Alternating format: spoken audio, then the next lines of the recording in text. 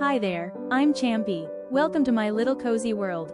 If you enjoy relaxing stories, cozy cottage life, gardening, cooking, and peaceful adventures, I'd love for you to be part of our little family. Please subscribe to my channel and join me on this beautiful journey. Today, we're leaving behind the busy world and beginning a beautiful journey, transforming a quiet little cottage into a place filled with nature, warmth, fresh food, and new friendships.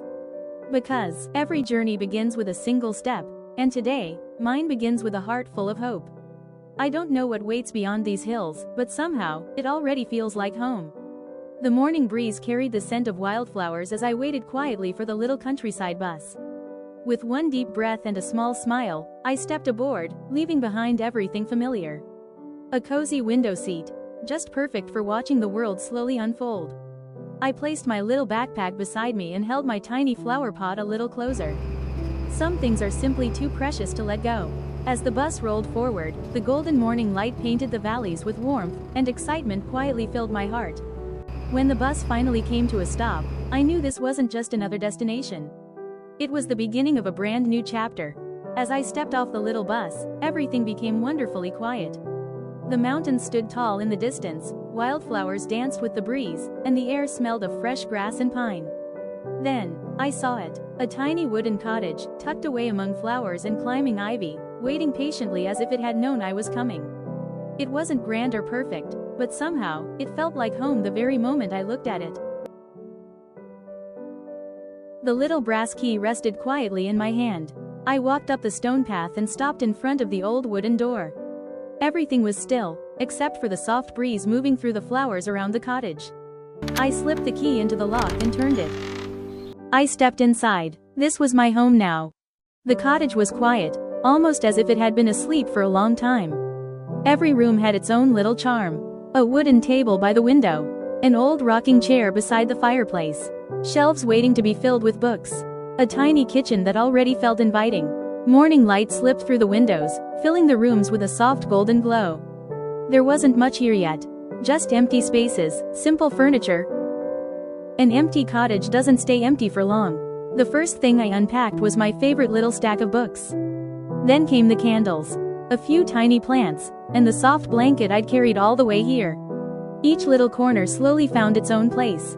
A vase by the window. A basket beside the fireplace. A chair that was just right for reading. The rooms didn't change all at once. They changed one small detail at a time. And somehow, those little details made the cottage feel warm, welcoming, and truly mine. After unpacking the last few things, I noticed a little wooden door at the back of the cottage. I wondered where it might lead. As soon as I stepped outside, a cool breeze welcomed me. There wasn't much here yet. Just a wide patch of grass, an old wooden fence, and the open sky stretching above. Butterflies wandered from flower to flower, and birds sang somewhere beyond the trees. It was simple, peaceful, and full of possibilities. Standing there, I could already imagine rows of vegetables, colorful flowers, and quiet mornings spent in the garden. A garden always begins with the soil. So I picked up a little shovel and found the perfect sunny corner. The earth was soft, cool, and full of tiny surprises. Every scoop uncovered little stones, tangled roots, and the rich smell of fresh soil. It wasn't difficult, it was actually quite relaxing. One row became two, then three. Slowly, an empty patch of grass began to look like a little garden. There was still plenty of work to do, but every small step felt worth it. With the garden beds ready, it was finally time to plant the seeds. I opened each little packet one by one. Tomatoes, carrots, lettuce, and pumpkins. They looked so tiny resting in the palm of my hand. I placed them carefully into the soil, leaving just enough space for each one to grow. Then I covered them with a thin layer of earth. It only took a few minutes, but it felt like the beginning of something much bigger. Now all they needed was sunshine, water, and a little patience. The seeds were finally tucked into the soil. Now it was time for their very first drink. I filled my old watering can and walked slowly along each little row. The water disappeared into the earth almost instantly. The soil turned darker, and everything smelled fresh. Tiny drops sparkled in the sunlight like little crystals. I made sure every row had just enough. Not too much, not too little. Every morning, the first thing I did was visit the garden. At first, nothing seemed different. But nature has its own quiet rhythm. One morning, tiny green sprouts peeked through the soil. Day by day, they reached a little higher. The sunshine warmed them, the rain gave them a drink. Even the breeze seemed to cheer them on. Before I realized it, the little garden was beginning to look alive. It reminded me that the best things don't happen overnight. They grow, one small day at a time. After spending the morning in the garden, I headed back inside. The cottage felt especially cozy today. I opened my favorite recipe book and gathered everything I needed. Flour, butter, yeast, and a wooden bowl that already felt like an old friend. Sunlight poured through the kitchen window while the fire crackled softly nearby. There was no rush, just a quiet afternoon, and the simple joy of making something from scratch. With everything ready, it was finally time to bring it all together. The flour went into the bowl first. Then the yeast, warm milk, a little butter, and just a pinch of salt. I stirred everything slowly, watching the soft dough begin to take shape. The kitchen filled with the comforting smell of fresh ingredients.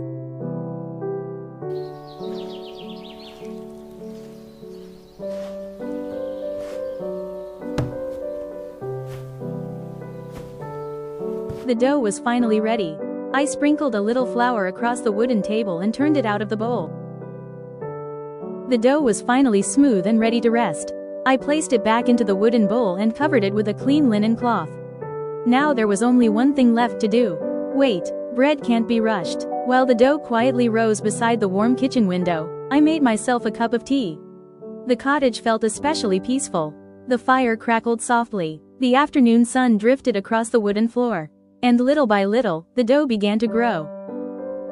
The dough had risen beautifully. It was soft, light, and full of tiny air bubbles. I turned it onto the wooden table one last time. With gentle hands, I folded the edges toward the center and shaped it into a round loaf. Just a few simple movements. Nothing rushed, nothing complicated. I dusted the top with a little flour and made a few shallow cuts across the surface. Now it looked ready. The oven had already been warming the kitchen. It was finally time to bake some bread. I slid it gently into the warm stone oven and closed the little wooden door. Slowly, the cottage filled with the comforting smell of fresh bread. I opened the oven and smiled as the golden rustic loaf is ready to come out. Fresh bread always smells a little like home. I let the loaf cool for a few minutes before slicing into it. The crust was crisp, and the inside was soft and warm. I spread a little butter over the first slice and watched it slowly melt. Then I poured myself a cup of tea. Nothing fancy, just warm bread, hot tea, and a quiet afternoon. I carried everything to the little table by the window. Outside, the garden swayed gently in the breeze. It was hard to believe this place had once been an empty cottage. Little by little, it had become home. That evening, dark clouds gathered over the little cottage. Rain tapped softly against the windows while I enjoyed a warm cup of tea. Then, 3 quiet knocks echoed at the door. When I opened it, I found the tiniest little hedgehog, completely soaked from the rain. I wrapped the little traveler in a warm towel and carried it beside the fireplace. Before long, it curled up under a soft blanket, safe and cozy. We shared a little fresh bread while the rain continued to fall outside. Some visitors arrive without warning, but somehow, they end up feeling like family.